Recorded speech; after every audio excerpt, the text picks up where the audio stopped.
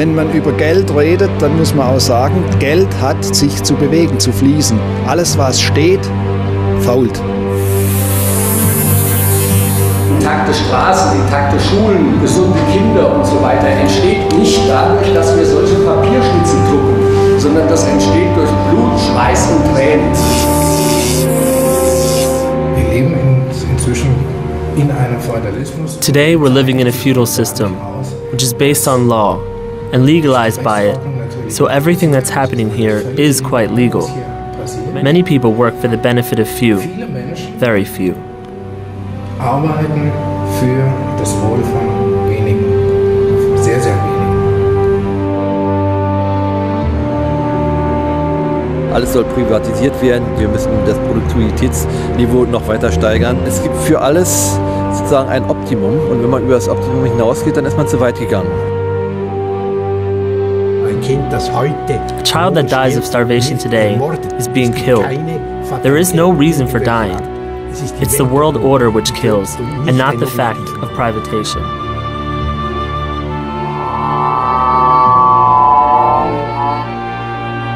Ich wäre ja so froh, wir hätten Zeit, denn vermutlich brauchen wir Deutschen für die Reform viel Zeit. Wir haben keine Zeit. Das Fenster schließt sich.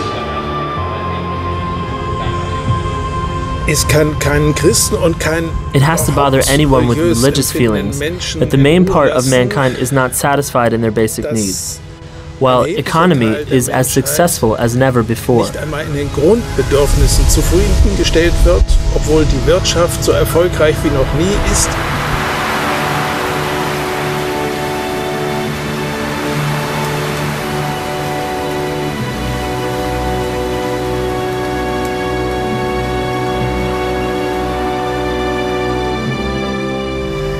I believe, with or without climate change, a global recession of money is possible. There are enough problems in the world which make such a scenario possible.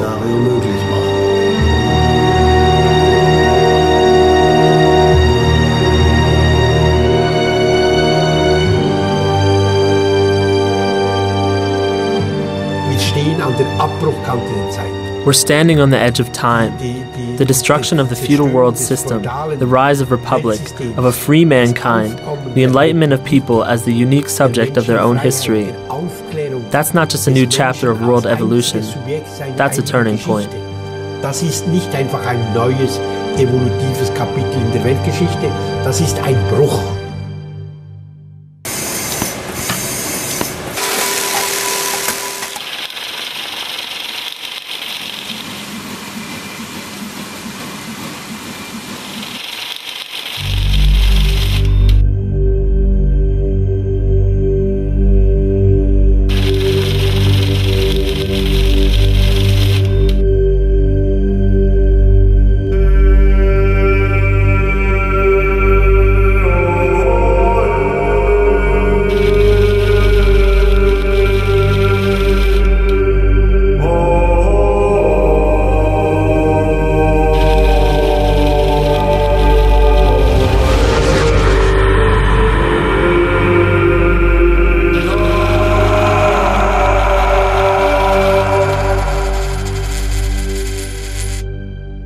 das Los der Menschheit verbessern. Letztlich muss das unser Ansporn und unser Improving destiny of mankind. This has to be our motivation and our standard. There's a connection here between economy and democratic politics. Both are referring to the same goal, and this goal is mankind. Mankind is doing well. If we believe Nobel laureate Robert Fogel, we're moving toward an age of wealth and long life expectancy. Nobel laureate Clive Granger says, "The world economy is as safe as ever. Climate shocks or financial shocks can be taken much more lightly today. Even wars are cheaper today and do not cause financial lack." At a meeting of Nobel laureates in Lindau, Germany, there were also more critical opinions. Douglas North is convinced that profit falls only to an elite, that a free market economy can exist only once government has secured the principles of democracy.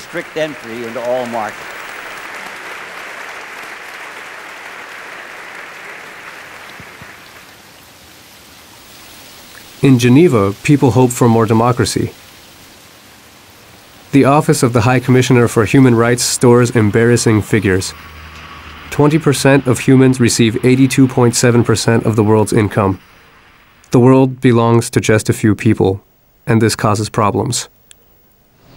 A fraction of the 225 richest persons' wealth would guarantee healthy nutrition for everybody in the world. But the money does not return. Instead of this, the gap between rich and poor is growing, also in Germany. According to the Federal Department of Statistics, 10% of Germans possess almost half of the entire private capital. Half of the population shares a small part, 4%. Who's ruling the world? This is, of course, the oligarchy of the international financial capital. Last year's World Bank statistics stated the following facts. The 500 biggest, most powerful international, meaning transnational companies, the 500 biggest have controlled 52% of the world's gross product. World gross product contains the whole fortune of the world, which has been produced in 1 year. The German welfare state strives for a just dispersion of wealth by taxing the wealthy more than the rest of the population. While neighboring countries tax their populations at flat rates, wealthy Germans face up to a 70% tax rate. They are financing an economy in which 41% of voters receive some kind of federal aid. But conditions are still absurd. If the 300 richest Germans put together their wealth and founded a common state, their national budget would exceed that of the whole Federal Republic of Germany. Compared to other countries, this is a shining example of equity in the distribution of wealth.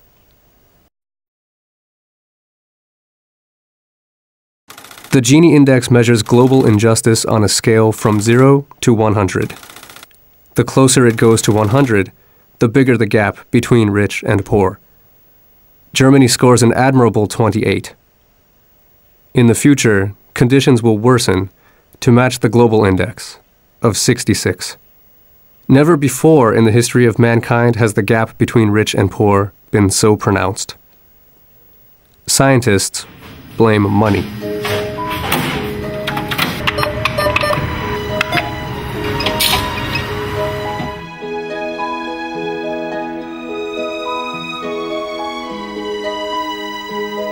We think that we know what money is because we deal with it on a daily basis. But scientists problematize our vernacular concept of money.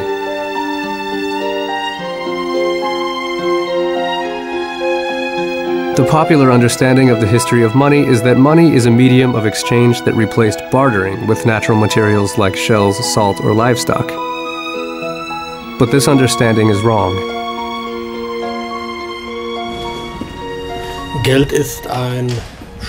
Money is a medium of covering debt. It is not a medium of exchange. It is not necessary to have such a medium, because in no known form of society there has been an exchange, and definitely not in our society, which I see as the society of property. Und schon gar nicht in unserer, die ich als Eigentumsgesellschaft bezeichne.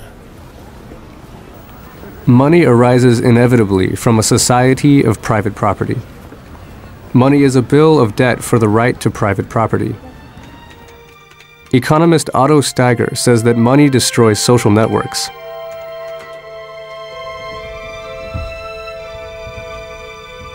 Scholars view Steiger's theory as the first serious theory of money in the history of political economics. Economic textbooks must be revised to conform to the theory. Current texts are wrong.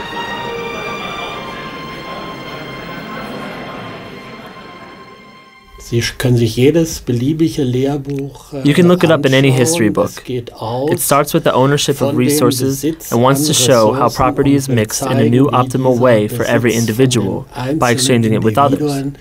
And paradoxically, money does not occur in this system. Indem man ihn mit anderen tauscht. Und in diesem System kommt seltsamerweise das Geld nicht vor. How did money hide for centuries from the vigilant eyes of economists? What caused this blind spot in history? Only recently have we begun to realize the true nature of the magic tool, money. We're following the path of money through history in the Federal Bank's Money Museum. We find the first forms of money in primitive societies. Handling money has never been as easy as it is today. And older traditions appear unreasonable.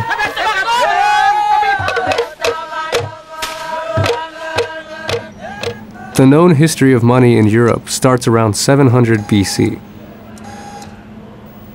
These are the first coins ever found, the lion coins of King Croesus of Lydia. Croesus amasses exceptional wealth after his father invents currency. But as he dies, the empire also goes to ruin. During antiquity, local priests make coins deemed of equal value to an act of ritual sacrifice. In the same vein, the ancient Greeks substitute ritual killing of livestock for the sacrifice of their own lives to the god Dionysus. The metal bar on which the offering is presented to the god is cut up into small slices, which are then embossed with images of the gods. Since the age of the pharaohs, gold is an offering to the gods of the hereafter. This Greek ritual transports the god from beyond to the world of mankind and makes him tangible. Dionysus has accepted the human gift of blood, which has given him a mortal body.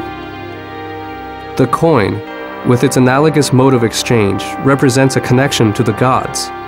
It promises fertility and allows the owner to enter the world of Hades in death. The monetary unit represents the value of an offering to the gods. The priests convert the sacrifice into material goods. In this way, the Greek gods are the first capitalists. Their temples are the oldest banks. During the War of Peloponnnesia, the temple banks called themselves guardians of the treasure of the gods. The temple's power grows through the introduction of taxes. In the beginning, only strangers must pay taxes. Citizens borrow money from the temple banks. But if a citizen cannot pay back the money on time, he loses his property and becomes a slave for a period of 3 years. Money means life to us poor, mortal people. With these words, the poet Hesiod describes his time.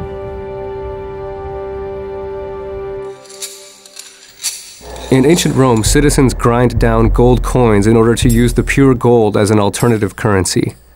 Because of this practice, Roman currency fails to acquire a stable reputation as a means of exchange. Also, the biggest bank of Rome must share its temple space with a gaggle of holy geese. By sanctifying its coins, the temple, Juno Moneta, creates confidence in its money. The money is a gift from femininity. But the male war power would lead the Roman cestars to success. Conquering Roman forces spread the idea of money aggressively throughout the world by forcing residents of newly colonized territories to use coins.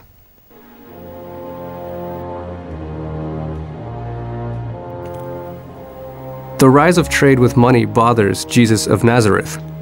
He is angered by the material view of life promoted by the temple banks.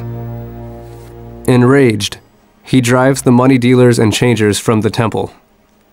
He throws their money on the ground. Take these things hence. Make not my Father's house a house of merchandise. For the first time in history, Jesus fights for a separation of money and religious belief, a revolutionary thought that decimates the priest's power. He asserts that money is a form of idolatry, an attack on the throne of God. You cannot serve God and mammon. Mammon is unjustified profit, a Babylonian demon who seduces man to stinginess. It is clear that Jesus does not endorse banks that depend on interest margins. If you'd like to give something to someone, give it to him who cannot give it back anyway. Asserts Lucas.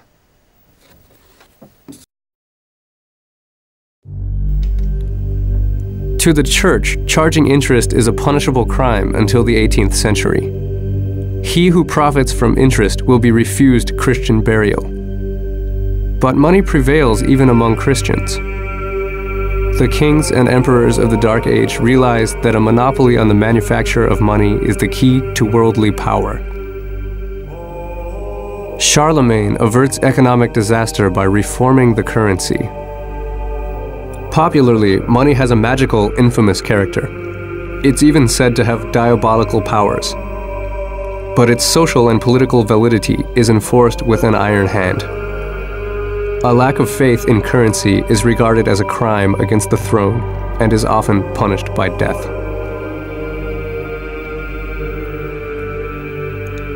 But the feudal lords abused their power as manufacturers of money and coined large amounts greedily. The money becomes worthless with brutal consequences for those who have been paid with it.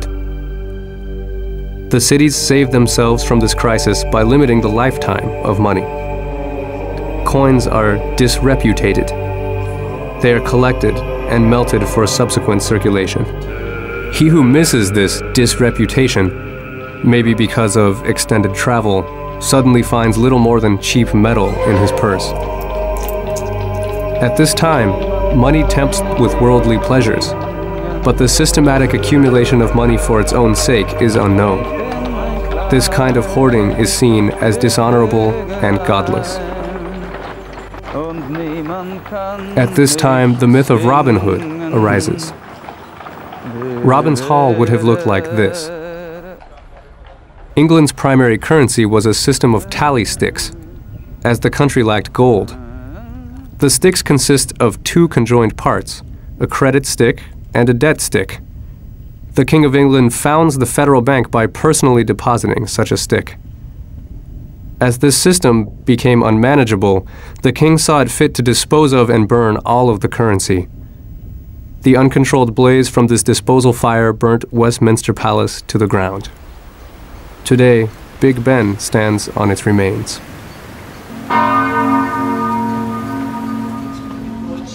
It is time for paper money.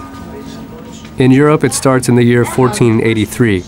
Almost 200 years after Marco Polo reports its Chinese invention.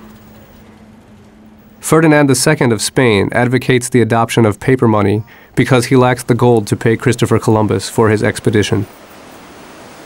Large trading houses give rise to major banks that circulate the new paper currency. The king leaves it up to the trading companies to consistently match paper money with treasures from afar.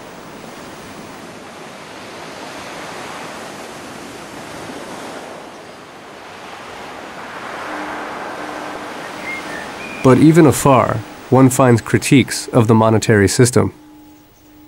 Bayan, a Japanese philosopher of this time, calls those people who create money from money idlers.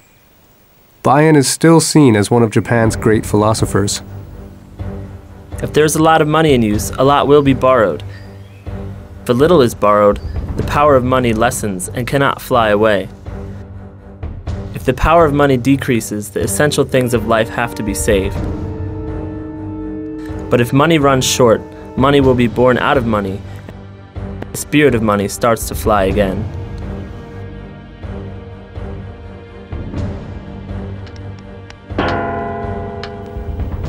Like Bayan, the French economist Bois-Guilbert is convinced that the accumulation of uncirculating money leads to economic crisis. To accumulate wealth, money's primary function should be that as a medium of exchange. But now it appears as a perpetual mobile that circulates throughout the organism of society and accumulates in this way true wealth. Meanwhile, money becomes an object of desire, regarding the chance of storing it and its potential of circulation. This seems to give money an air of holiness. Compared to other goods, it's privileged. Therefore, spirit of man turns into the spirit of money. The government of Versailles exiles the liberal economist and bans his writings. The crisis arrives. The people protest the inequitable distribution of wealth and overthrow the monarchy. The people begin printing their own money. While the revolutionaries are busy founding the state, the bourgeois take advantage of the changes in government to attain a long-desired goal. They demand the right to private property and an end to the prohibition of interest. The Republic capitulates. Critics are executed. Democracy fades. The trade houses and banks quickly become the new power of the nation. The Rothschilds and an elite banking class control the government via privately issued government loans. These loans have a dangerous side effect. The government pays interest by taxing the population and consequently supporting inequity. The calculation of interest is absurd. If Joseph would have opened a savings account with 1 cent at 5% interest upon the birth of Christ, and if the economy had been inflation-free, Joseph's descendants would have, in the year 1604, a fortune worth a golden globe the weight of the whole world at today's gold price.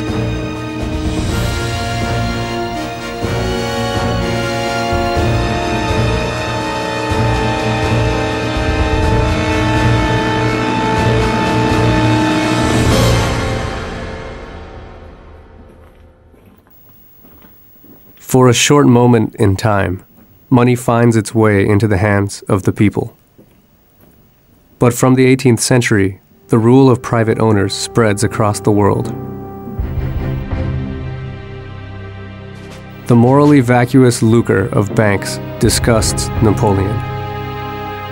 His current financial supporters previously financed the opposition. The hand that gives is the hand that takes. Money has no home country. Investors have no patriotism and act without reserve. Their single aim is making profit. The American President Andrew Jackson marches with the slogan, "I killed the bank," against the U.S. federal bank. But European investors boycott American investment. The powerful European financial nobility has already decided on a gory civil war for America. The separation of the USA in two divisions was already decided by the financial power of Europe long before the Civil War, because America in one piece was financially too powerful. To take revenge on European investors, legendary American banker J.P. Morgan, who married into the Rockefeller family, supports the Allies during the First World War with up to $10 million a day.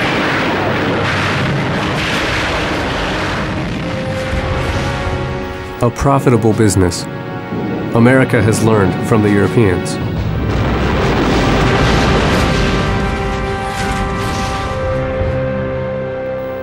In this period, the neoclassical economists celebrated laissez-faire capitalism as a reasonable way to ensure the just distribution of wealth in society.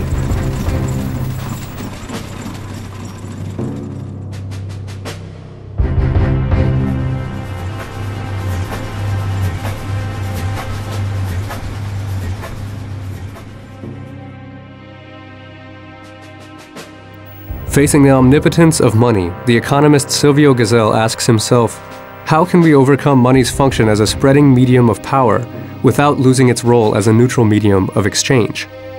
Gesell's ultimate ambition is an economy that lacks interfering business cycles and fosters a just social order.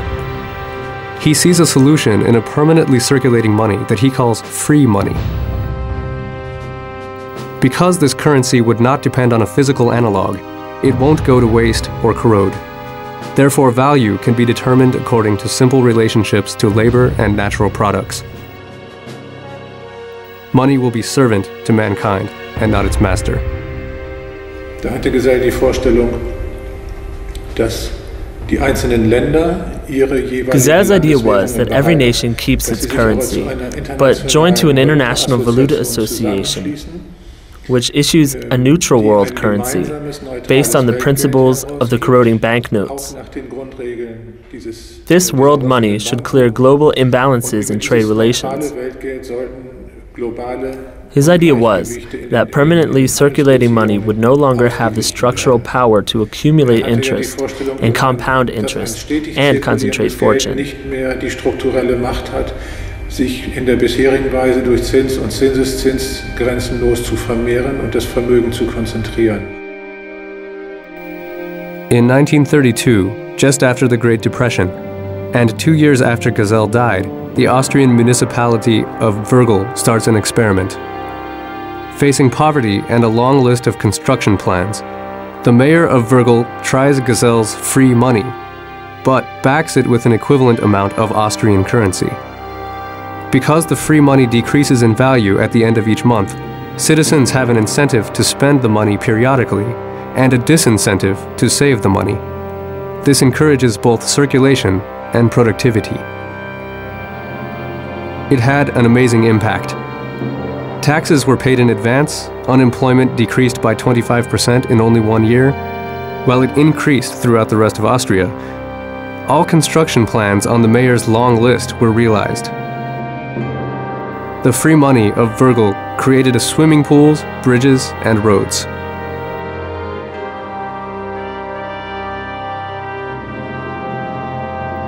After other villages imitate the experiment, the federal bank sees free money as a threat to its monopoly. Das war, wenn man sich das so in der historischen Rückschau anguckt, wirklich eine tragische In retrospect, Entscheidung. that was truly a tragic decision. 170 Austrian municipalities and cities were about to follow the example of Würgl when the experiment had to be abandoned on an official order. Only a few years later, the Nazis marched into Austria. Just as tragic as this was, the experiment with the Vera was prohibited in Germany in the autumn of 1931, and then in 1933 in Austria as well. And in both cases, in both countries, totalitarian politics came into power. In retrospect, one might wonder if those experiments had had the opportunity to spread, might they have prevented the evils of the Nazi regime and the war? Hätte beitragen können, dieses große Leid der NS-Diktatur und des Krieges zu verhüten. The American economist Irving Fisher hears of the Würgl experiment and recommends the system to Roosevelt to fight the Depression. Fisher incites a vivid debate in Congress. Nevertheless, the president decides against a national free money. Roosevelt hopes to stabilize the dollar through financial support and a federal monopoly on gold holdings. As in Germany, the Depression is convenient for the industrialists. Steel tycoon Thyssen takes advantage of it to gain control over his workers by eliminating unions. Soon after, the change to a war economy restarts the industrialist cash flow to international financiers who, once again, fund both parties. During the Second World War, the collective debt of warring countries quintuples.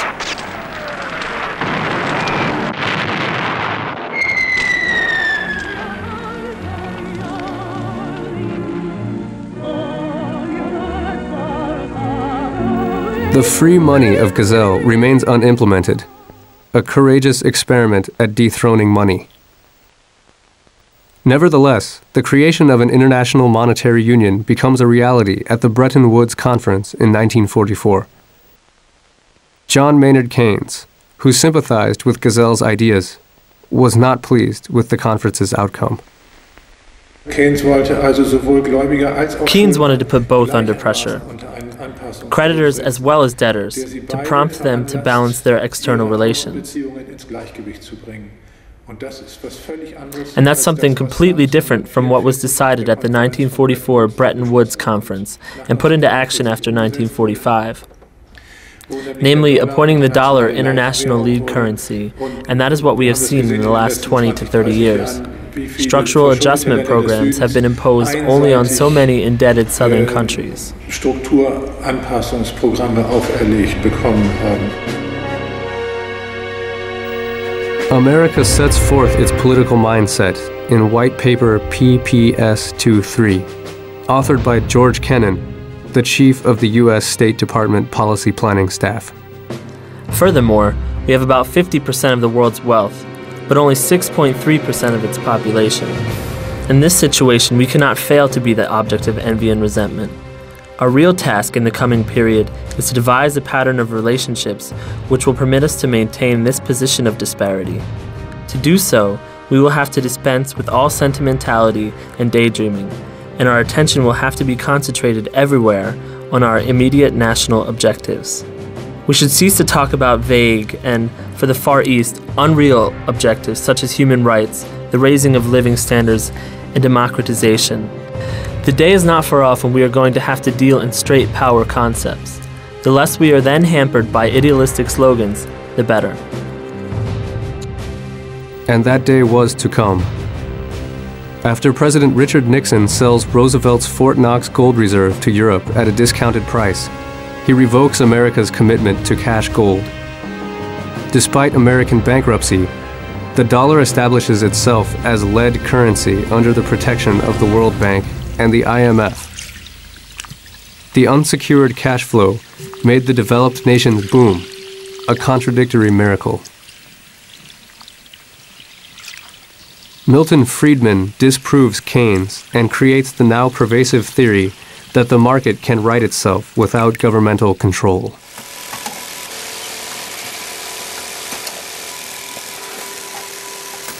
With the abolition of the gold standard, money detaches itself from physical material and becomes abstract. Economists respond by attempting to measure the money's worth according to gross domestic product, but this is not an accurate physical analogy. Today, money is backed only by itself. Paper money, too, is a relic of the past. Right now, only 5% of the world's money is banknotes and coins. Money has become a digital number that dwells only in bank computers.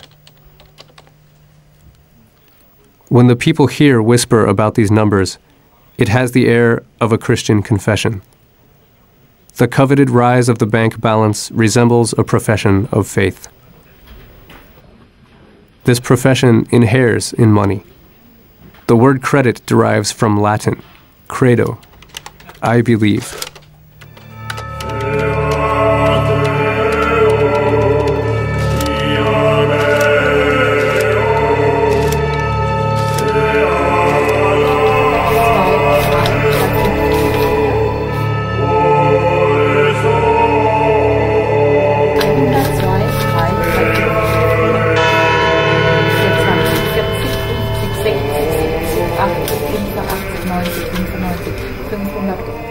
To Jochen Weiss, money functions like a religion. The philosopher has proven this. Today, we think that money is neutral because it appeals to the mind and appears to be logical. But our money has socially constructed moral laws and myths.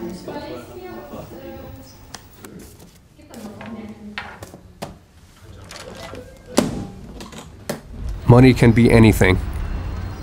It can change into every kind of service, every human invention. And every tree, every stone can suddenly turn back into money, a godly potency. Money tells only one truth, namely that of its owner. To him, 10 euro are not just 10 euro, but the fulfillment of his personal values. With money, people can get their way. It lends them supernatural powers. But changing the owner also changes the meaning of the notes. The numbers become chaotic and capricious. To be able to do and possess anything with one's money is the nirvana in which the world lies at one's feet and everybody feels safe. Every expense threatens this state. Because money incorporates the hopes and dreams of every single human, The whole of money represents the beliefs of all mankind. Money is an omnipotence that shakes God's throne. Both money and God demand unquestioning faith. Without faith, the note would only be a piece of paper. The spirit of the money has mixed, over the centuries, with Christianity. All of us are indebted, but man can't redeem himself. Jesus promised deliverance in this world. Money keeps that promise. Religious values and morals become expendable by and by. Money is a virus that imitates and finally replaces religion. Religion nährt sich vom Überschüssigen. Religion feeds on surplus, that which goes beyond the necessary. What was sacrificed on the altars of antiquity was that which was not needed for subsistence, mostly fat and bones. This leads seamlessly to the temple tax, which financed priests and was continued in the selling of indulgences. The entrepreneur also pockets the surplus by adding a, as Marx calls it, surplus value to the costs of material and wages of a production. Marx calls that, appropriately according to the Christian course of the week, the dominical. That is the surplus. Thereby, the entrepreneur becomes the modern priest. He also becomes priest because he enables the workers to participate in the community of believers. The signing of the work contract becomes the modern christening.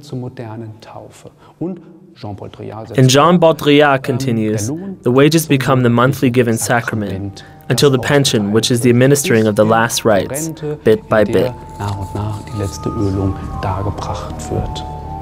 The spirit of money reflects our belief.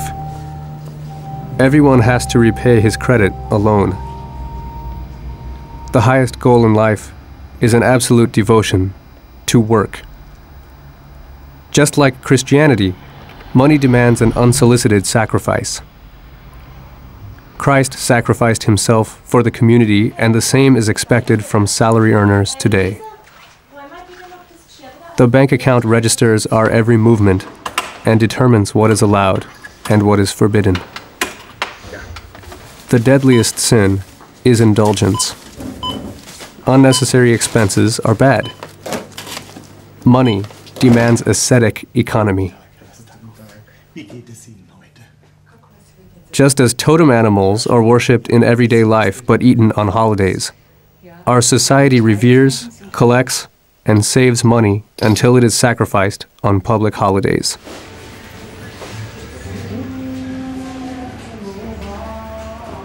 Money demands a sacrifice.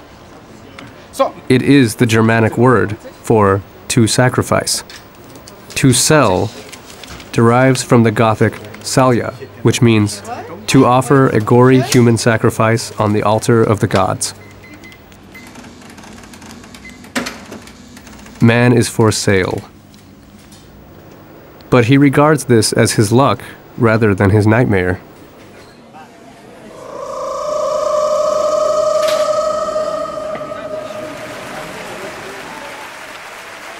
To man, wealth is not a shame. Rather, the rich are the adornments and role models of society. Many who have come from a poor background have fought hard for years to gather wealth. Celebrities show us that anyone in our society can make himself a supernatural and carefree existence if only he believes strongly. In the last 10 years, there has been talk of a global economic crisis, yet the number of billionaires worldwide has risen from 423 to 793. Rocketing to number 6 is Mr. Las Vegas' Sheldon Adelson, the American king of casinos with $26.5 billion. Still in 5th place is the Indian steel king Lakshmi Mittal with $32 billion. Number 4, Love Your Home, says Ingvar Kamprad and took home $33 billion with IKEA, enough for a lovely home. Number 3, Warren Buffett, he piled up $52 billion through investments. No longer number 1, Microsoft founder Bill Gates with $56 billion. Now border crossing, Mr. Carlos Slim Helu from Mexico. He could gain another $19 billion through phone calls, now calling himself the richest man of the world. And now the lottery results.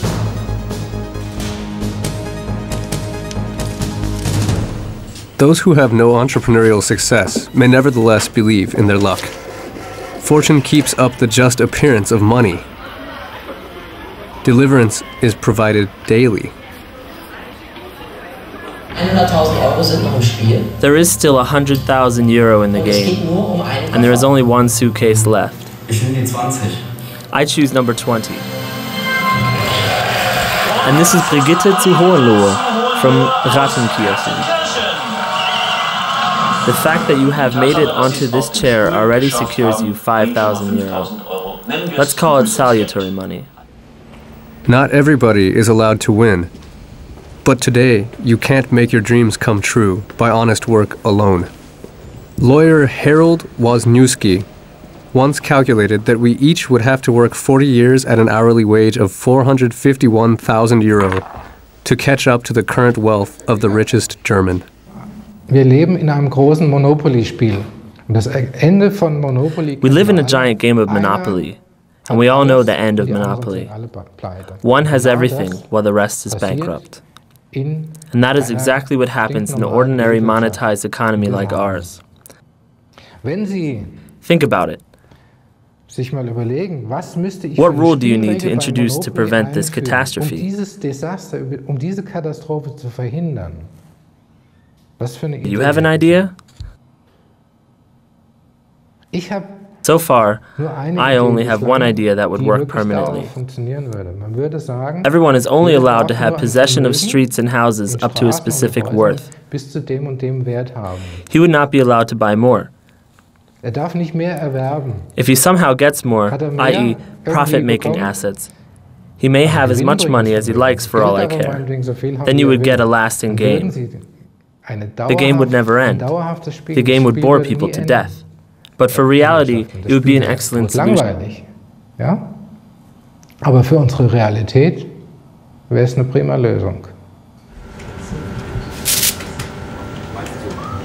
Bei 6.438.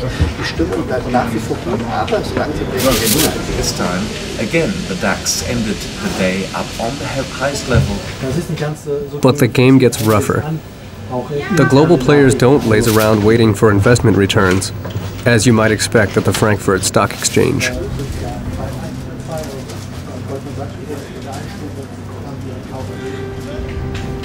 Stockholders crack the whip at companies to ensure efficiency rises. The rich of the world are lining up for the best fund managers.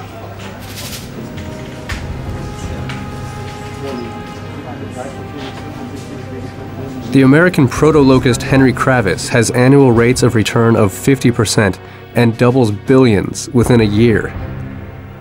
Steven Schwartzman brought in returns of 70% with friendly takeovers at the beginning of the millennium. David Rubenstein caused rumors of a secret world leadership.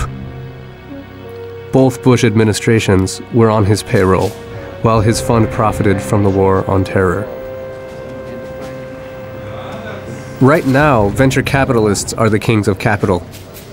The heart of our society is a millionaire factory. Venture capitalists use debt-burdened money to hunt companies and saddle them with debt. After the buyout, they withdraw their venture. Investors shift multi-million management charges to the companies as they close them down. Companies circulate faster and faster at market, and the number of bonds with a high chance of failure nears an all-time high.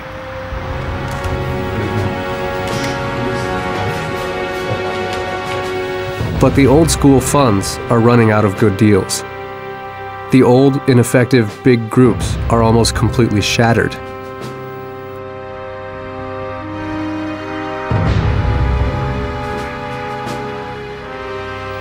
Additional attacks now come from hedge funds that stage public stock offerings to sell underrated companies.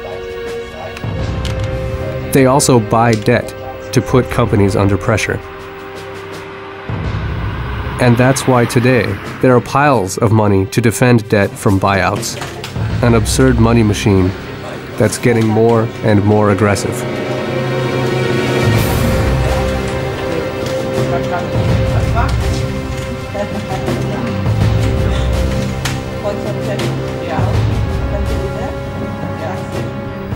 The world market adapts to the money. A futile cycle in which companies produce one single product, more money.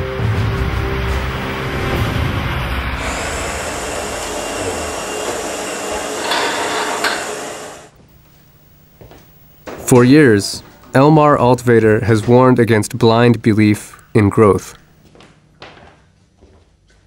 Man muss sich ja mal vor Augen führen, dass we have to see that these high rates of growth, 3, 4, 5%, or as in China, 10%, this is an absolute exception to the history of mankind. The rates for growth have always been, during the whole history of mankind, at 0 or a little above. Sometimes there has also been a process of shrinking and reductions of population, sometimes even catastrophes. But today, we think that those high rates are common, and this normality, this capitalism, won't last. Das wird so nicht weitergehen.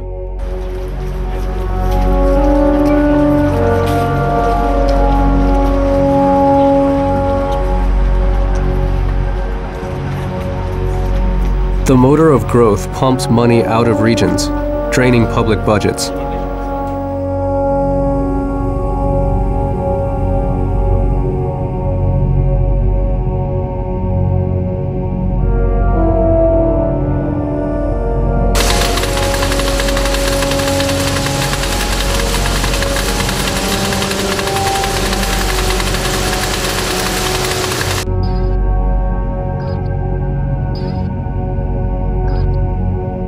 We only promote technologies for mass production, technologies that encourage a giant monoculture that benefits only a few. The means of production are the key to wealth. More and more, scientists hope to make new technologies affordable for the average Joe.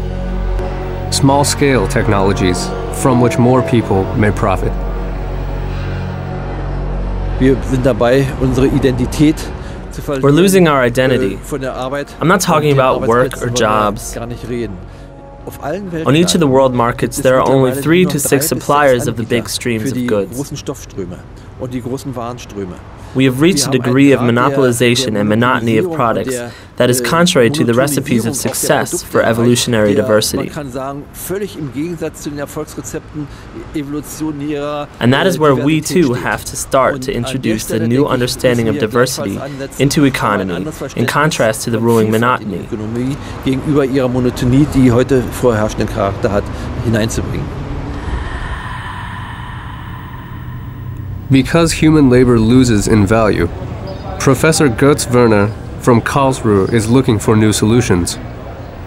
He has started the debate about a basic income. What if everybody had enough money to stop worrying about survival? Das ist eine normative Frage, eine Frage unserer Kultur, eine Frage unserer Mitmenschlichkeit. This is a normative question, a question of culture, a question of compassion. If we want to grant this our fellow men, it is not a question of economics. Do we want to grant our fellow men participation in what society has built up collectively over generations?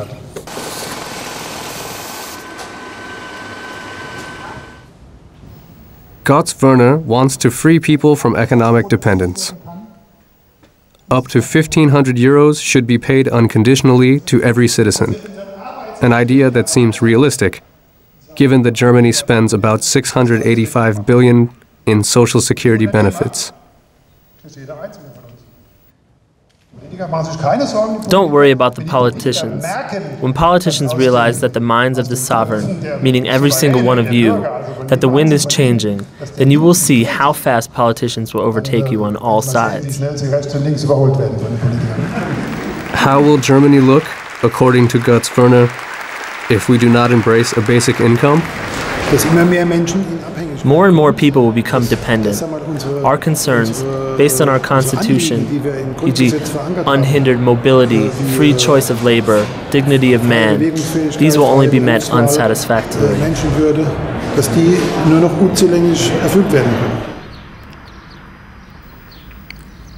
Sadly, freedom and human dignity are Greek to the young CEOs from elite schools.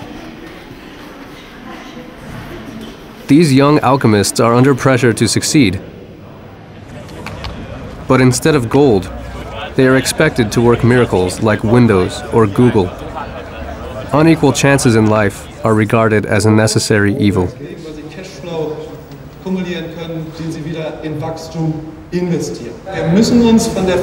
We have to say goodbye to the idea that there's a possibility of equal living conditions in Germany and all of Europe. We have to say goodbye to this fiction, which has never become reality.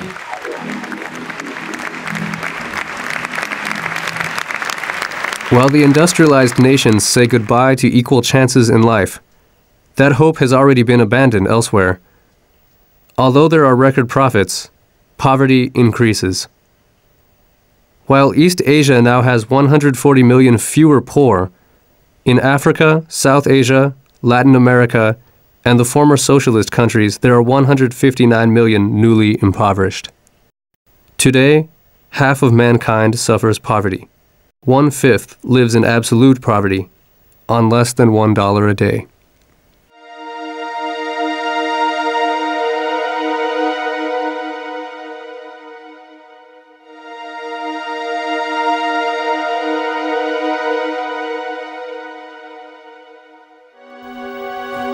Jean Ziegler, special correspondent to the United Nations, perceives money as a political weapon. Corruption, exploitation, and misery are realities to the people of the Third World. Their human rights are trampled underfoot because these countries are at the mercy of their creditors.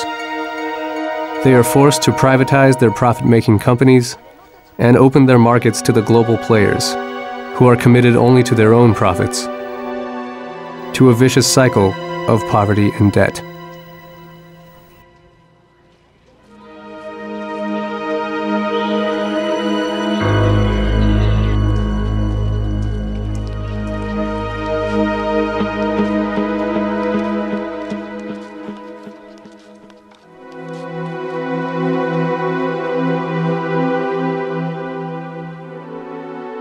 If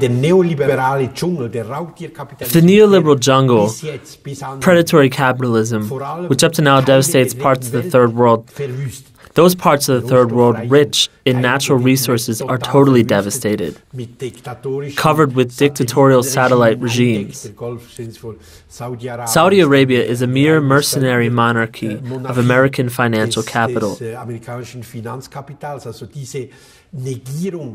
The denying of human rights, this starting up of proxy wars wherever there are diamonds, oil, or gold to grab.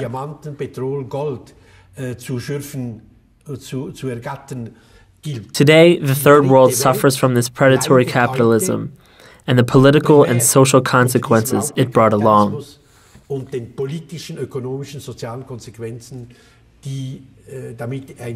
But we here in Europe also do. Slowly the jungle crosses the seas.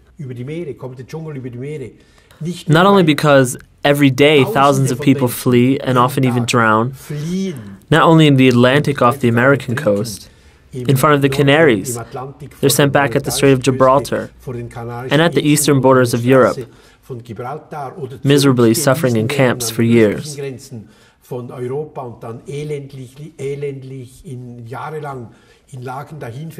Or working as slaves in the underground. Women forced into prostitution, more than 550,000 in Western Europe, according to EU statistics.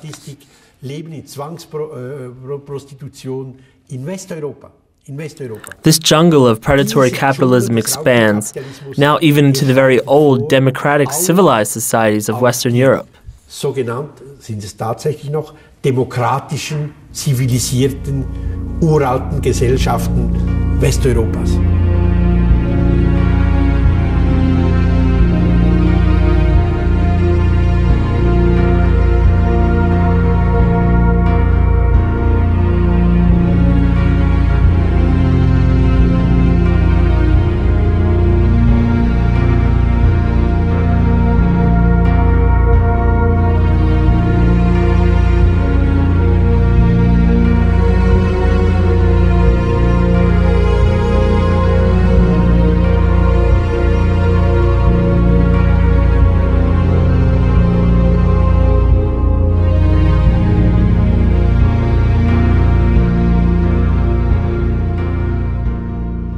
250 Jahre lang, ein wenig mehr, haben wir in Europa. For 250 years, a little more, we in Europe and many people in the world have lived under republican constitutions, with the values of solidarity and social justice, the values of the Enlightenment, the institutions of human rights, and so on.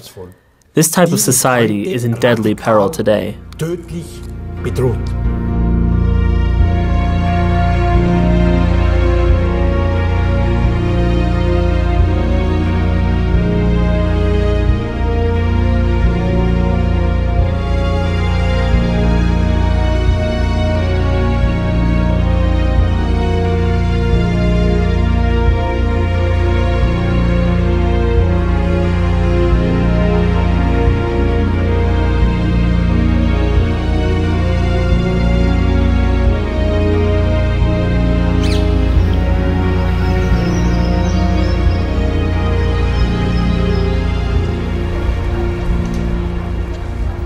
Bernard Liete of the Central Bank of Belgium is one of the founding fathers of the euro.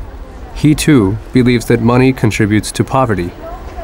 I believe that the kind of monetary system that we have actually creates poverty. There are defects and possibilities in any currency, including our national money. For example, today it is unstable, it is socially regressive, it has created many of the messes that we're in, including the short-term thinking that motivates corporations to think short-term and therefore make decisions that are not sustainable in the long run. Short-term thinking still promises the highest returns. This is a disadvantage for the creation of renewable energies and environmental protection, which demand far-sightedness. The Institute for World Economics in Kiel engages this problem. The financial market tries perpetually to create new incentives, but the discount rates against which future income and exports are measured lead hope to nonsense. Environmental protections fail because of financial problems. How important these emissions are depends partly on our discount rate and partly on what we call equate weighting. This means the worth of a life in a developing country compared to the worth of a life in a developed country. This is really explosive. These two things, if the discount rate is, for example, at 3.4% a year, then it is only our generation that is of importance, and future generations are of almost no importance. And then the whole environmental problem is not seen seriously. In economy, we use such discount rates, but then we don't care about future generations. And this is ethically wrong. Und das ist moralisch verfehlt.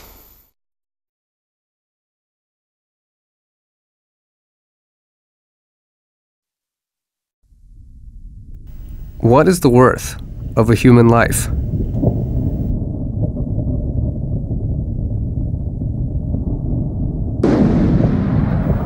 Money is the value system by which humans make decisions of life and death.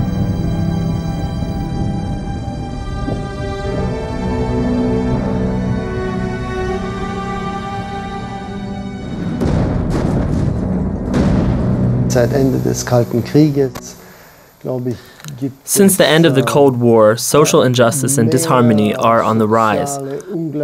Wars and ethnic conflicts have grown in number. There is a trend to just look at one's family, at one's country, and to ignore the rest of mankind. Nowadays, this may have tragic consequences. We need a change of mind, of all the people, of the whole world. Und das kann ganz tragische Folgen haben heutzutage. Die Erwärmung der Erde nimmt an Tempo zu. Global warming is gaining speed. If we don't change now, stop burning oil, coal, and gas, and turn to renewable energies, we play games with our planet. Then we risk a tip over of lots of ecosystems. Then we create 100 to 200 million climate refugees. People who have to leave their home countries because of expanding drought, very heavy rain, or a rising sea level. Oder vom Anstieg des Meeresspiegels in ihrer Heimat nicht mehr leben können.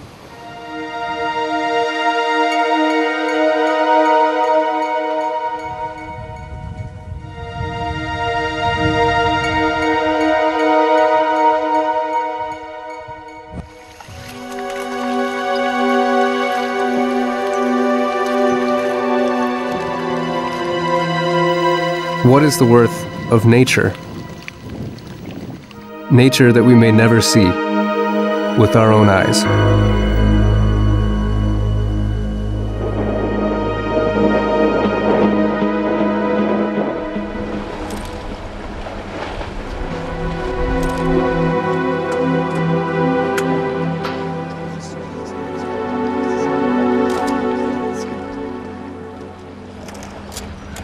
We have to change, demand scientists from all over the world.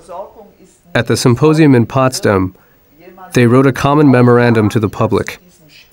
Scientists are demanding that economy must discard the material mechanic view. In all other disciplines, there is already a modern idea of neutral exchange. The old principles of centralistic control, violent takeover of the other, ruthless aims, which classic physics has practiced successfully with the inanimate, rule the image of humankind.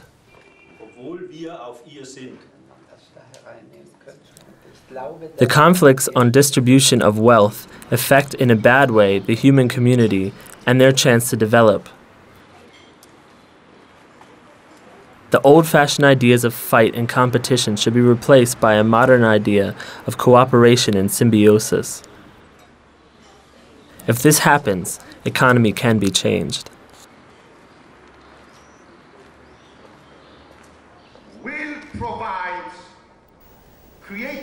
Economy has to serve life. The churches demand a change.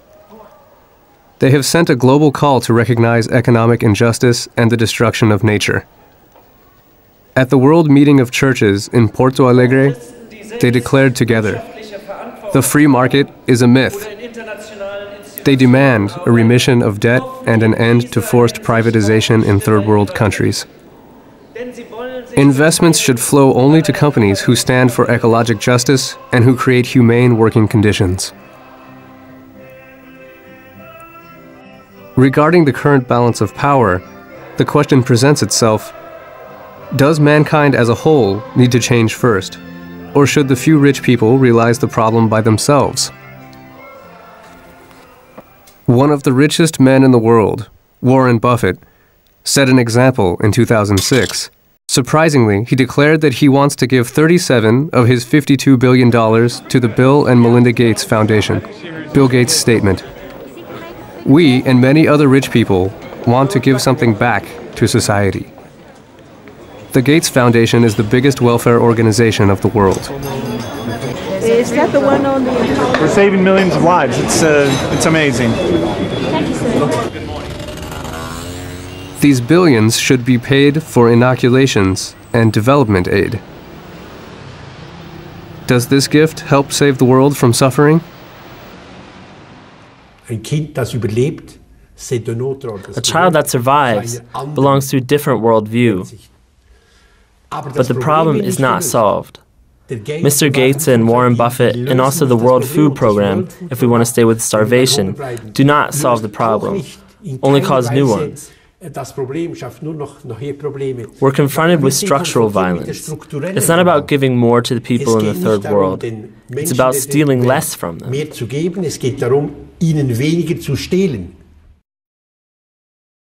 Ultimately, the money is used to pay off creditors and not for social benefits.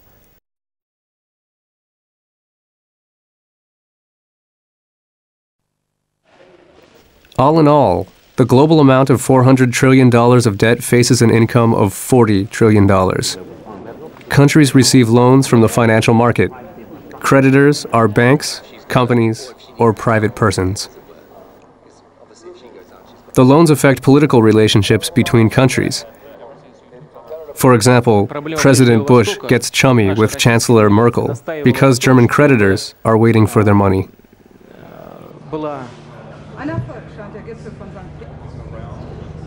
Loans are collected with a strong hand, even if this takes decades. Germany and France face proceedings for having borrowed more money than they are allowed. The German government is $1,500 billion in the red. Ich glaube, dass den meisten Bürgern gar nicht klar ist, wie das in der Praxis funktioniert. I believe that most citizens don't know how this works. The government has risen extremely high loans, which are now due. Every month, billions have to be paid for loans that run 1 year, 2 years, 5 years, or even 10 years, and which are due now. But the government can't pay because it has no budget surplus. On the contrary, every year new debts are accumulating. Because of this, the government rises huge loans every month to pay the old. There is no repayment, and this means that the government is extremely dependent on creditors at home and in foreign countries. Every month, it has to convince these creditors that in 5, 10, or in 15 years, it will still be able to pay the money back. And this means that public budgets are extremely tensed up, and have to look how the capital market might react now to their political decisions.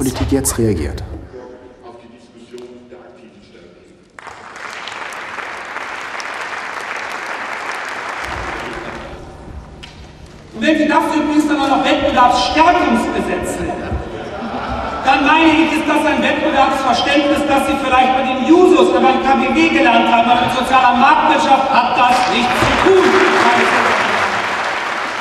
How can we trust politics when politics are dependent on money?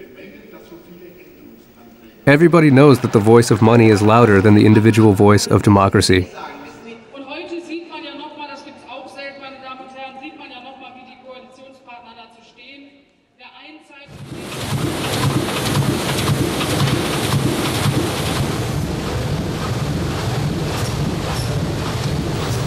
It has to be paid, because indebtedness harms the stability of currency.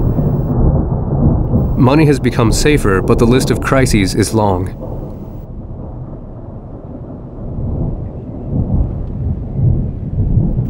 All in all, 87 countries have seen an extreme devaluation of their currency since 1975. The reasons for these crashes are still doubtful, and fears of a crash haunt central bankers. A central bank is just a bank, too, even if it has a feeling that it can pull itself up by its bootstraps because it prints the money itself. If loans don't return, the currency devalues, and the bank loses its reputation. This is a dangerous game. Only 5% of the monetary turnover has to do with actual goods. 95% are pure speculation. The bank's tools of control are inaccurate and protracted. The market is changing quickly. Often central banks can't check their credit for want of time. Because currencies are interconnected, the devaluation of American companies is causing worries.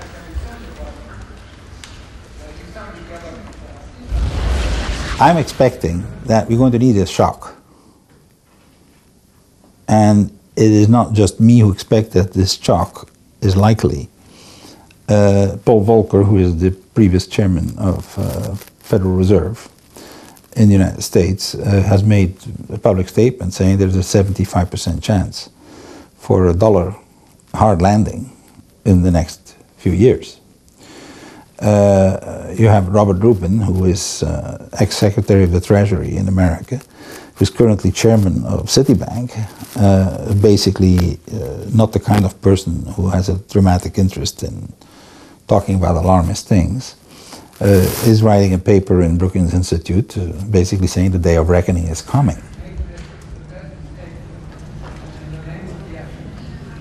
These impressive mountains of money offer threatening perspectives. In 2006, when the Chinese central bank wanted to sell dollars, American and European central bankers started to perspire. Finally, it was revealed that the impressive amount had been a typing error.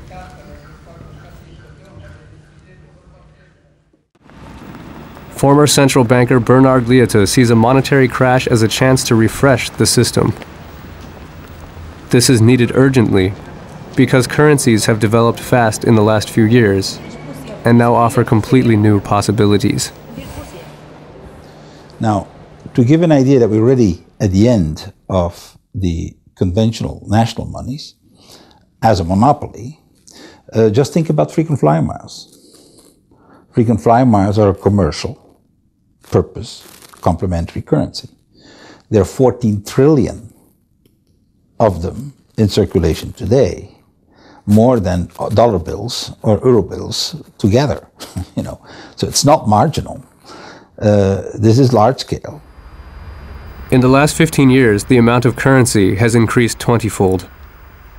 Now, the more interesting ones are actually another domain, which is much smaller scale at this point, which are social purpose complementary currencies.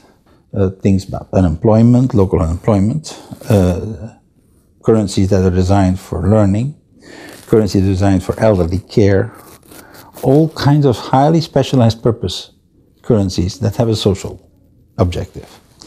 There are about 5,000 of them around the world now. So we're in the middle of a vast experimentation. The former detective Heinz Rehlermeier now prints his own money. Okay. Können wir es loslegen? Ja, gleich. The Dreiecker protects the region around Lörrach. It is one of 56 initiatives that are now starting all over Germany.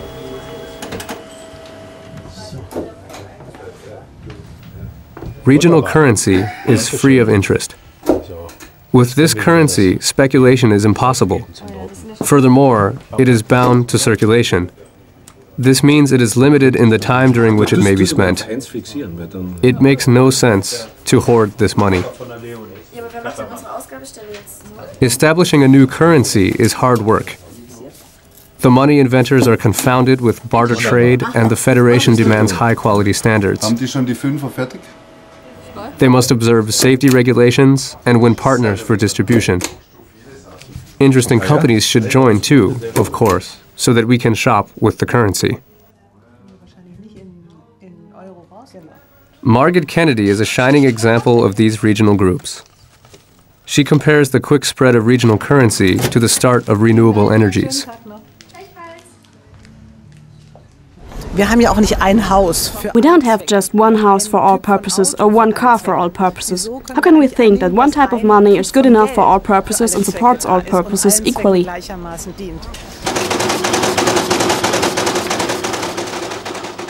Virgil-free money is a fine example of regional currency's success. This experiment led to the initiation of the Swiss Wir-Franken too. Here in Switzerland, a majority of medium-sized companies make large amounts of profit with this specialized currency. The Wir Bank encourages the stability of small businesses.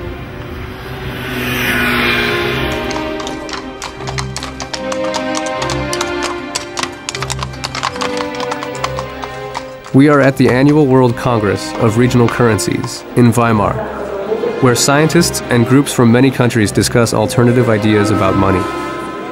There is a spirit of international awakening.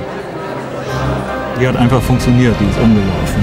Und es gab ganz revolutionär zum ersten Mal eine Steuer auf Geld, wo die Leute, die freiwillig bezahlt haben, weil das ja sonst verfallen wäre. In the future, money will become natural and serve both mankind and the environment. With regional currencies, the initiative Regio Geld hopes to strengthen domestic trade. 70,000 Chiemgauers are circulating, and we cooperate with 500 companies. We are now happy with the expanding number of members. We have 1,580 members and 1,000 consumers. We have 15,000 in circulation, altogether 70,000 since last year. We have about 9,000 Berliner in circulation and have a middle 35,000. We try to stand up. Today we have 4,000 Hallertauer in circulation. We are developing the E region in cooperation and hope to come up with it next year.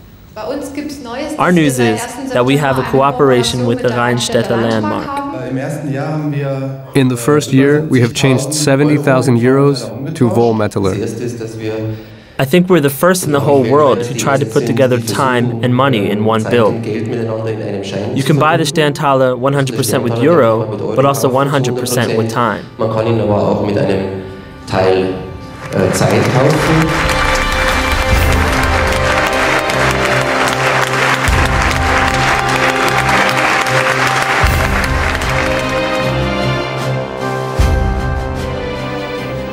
Money again comes with a moral dimension. The latest trend is the service-backed currency, which is paid for by private or professional work. They even help the poor to earn money by deeming their work worthy and honorable.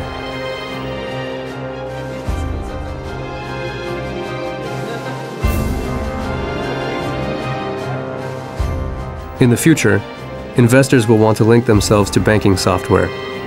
Creditors shall be paid more easily, and goods shall be imported from one region to another. It's a small fight against the spirit of profit maximization.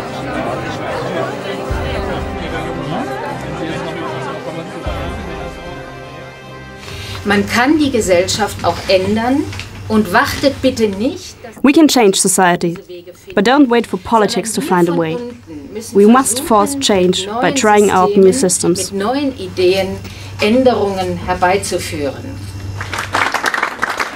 40 companies are united in the Dreiecke Regional Currency Group. Bit by bit, the German government considers regional currencies. But the regional currency movement is a global movement. There are green dollars, or time dollars, which you can get from time banks. Many towns in the United States have integrated this money into daily life. And in Brazil, it has been used to fight slums.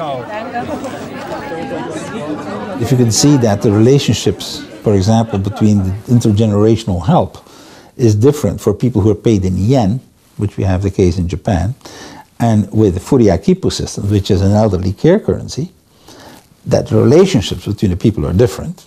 And actually their money, Furiakipu, says that explicitly. It says caring relationship ticket in Japanese. And it's working. So if the relationships are different, just think about what we can do by rethinking our money.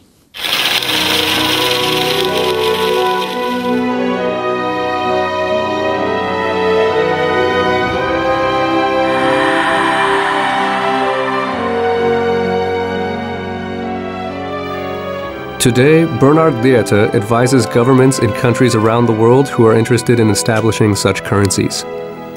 To him, dollars, euros, and yen are only a transitional solution. He is convinced that the step towards a global currency will decide our future. One that does not exist is a global currency. That's nobody's national money. We have actually had the dollar as a global currency, but it's really definitely one country's national money.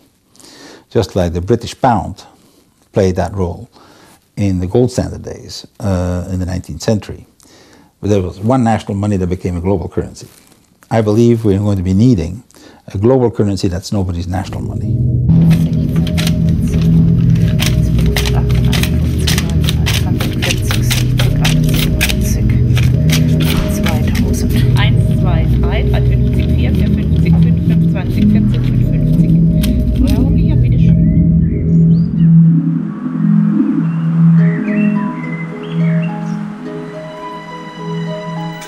Changing the nature of money requires courage. It is similar to the French Revolution. It means overthrowing a king who has been put in power by the grace of God. How deep will our misery be if we try? How strong are our enemies? A change wouldn't be as bad as experts' figures show. Even if half of the Germans were out of work by tomorrow and small businesses shrank to 1/4 of their current human resources, the gross national product would rise with an influx of just 5% more highly productive persons. This means that the German economy would continue to grow even if half of the Germans no longer went to work. But this also means that the economy can do without half of the Germans, or the English, the French, the Spanish, or the Americans.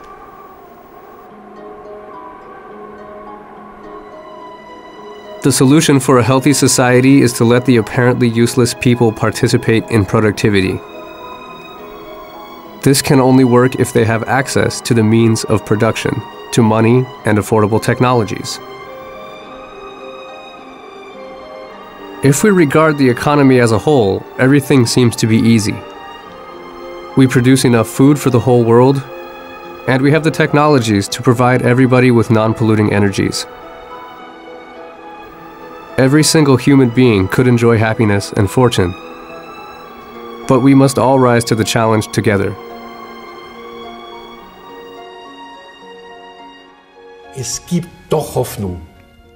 There is still hope, justified hope. There is Porto Alegre. There is the new global civil society. There are resistance movements breaking through everywhere. They are not presenting a coherent, parallel world. This is not possible because of lack of time. But they present a brotherhood of the night. People who say, I don't want to live like this anymore, on a planet where my middle-class wealth is paid for by the death, by starvation, by the destruction of thousands of people every day. I don't want that. They mobilize, and in democracy there is no excuse for not mobilizing. Inequality in the world can only be solved if we understand the spirit of money. As long as money is worth more than freedom or dignity, we will have envy and rivalry in place of charity. Money springs from private property. If we examine the concept of private property, we might find out that earth, air, water, nature with its resources, the planet we stand on, can hardly be seen as private property. Rather, these are gifts to the whole of humanity. It would be a major step forward to rethink law from this perspective. Marketing experts have discovered that the knowledge of mankind doubles every 4 to 7 years. Acknowledging the spirit of money will help us come to terms with the power of the worldly God and overthrow its throne.